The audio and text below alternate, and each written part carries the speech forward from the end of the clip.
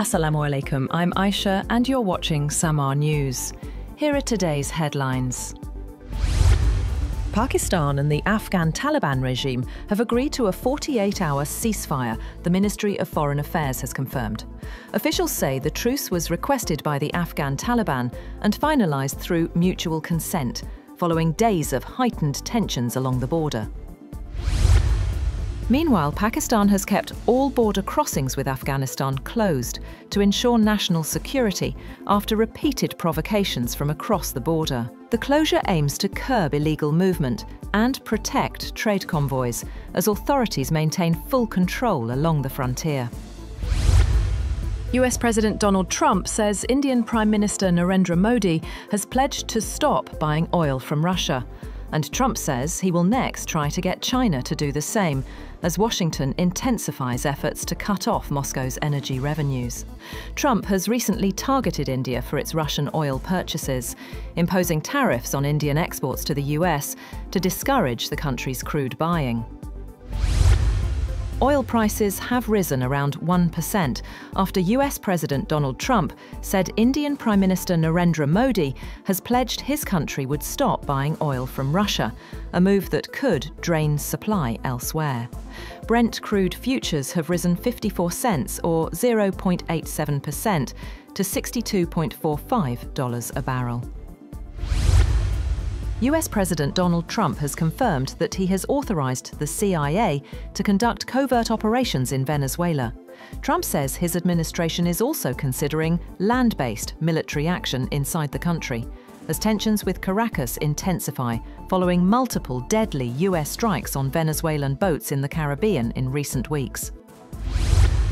Planning has begun for an international force to go into Gaza to stabilize security in the Palestinian enclave.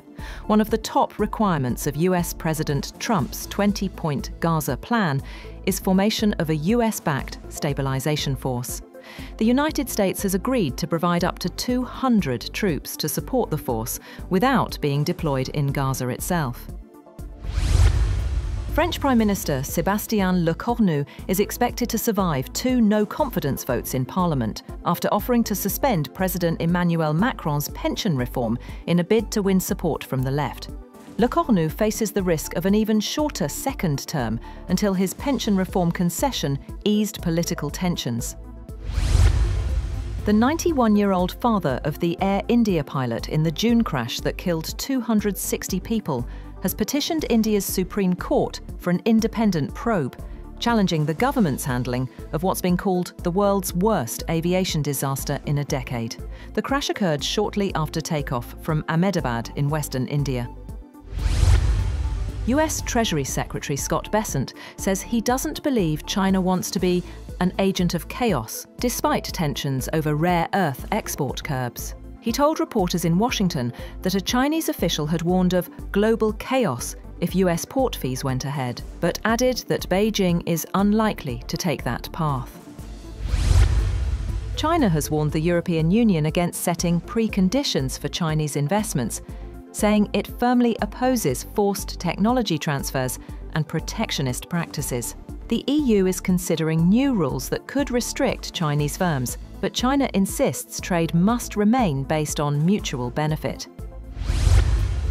A new investigation has concluded that OceanGate's Titan submersible imploded during its 2023 expedition to the Titanic wreck due to poor engineering and repeated failures to properly test the vessel. The US National Transportation Safety Board says the design process was inadequate and the sub failed to meet basic strength and durability standards. All 5 people on board, including OceanGate's CEO, were killed in the catastrophic implosion.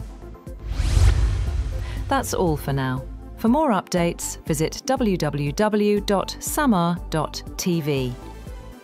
Thank you for watching Samaa News.